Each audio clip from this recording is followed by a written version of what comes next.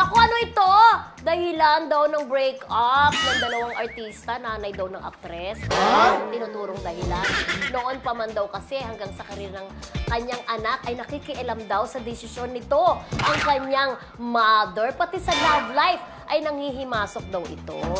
Ano sa Pero alam mo, dapat itong sinabi.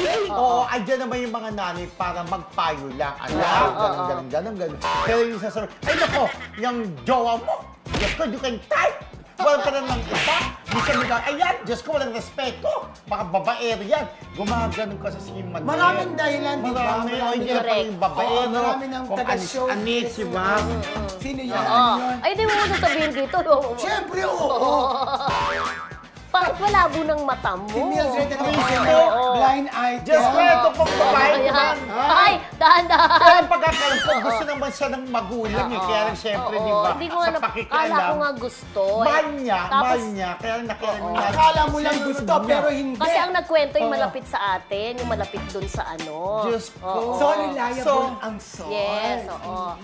Ayan, wala na po. Ayaw ni Chuba. Oo nga. Kung sino po tinutukoy namin na kaya naghiwalay isang mag-jowa before ay dahil sa pakikialam o pangimasok ng kanyang nanay. Di ba?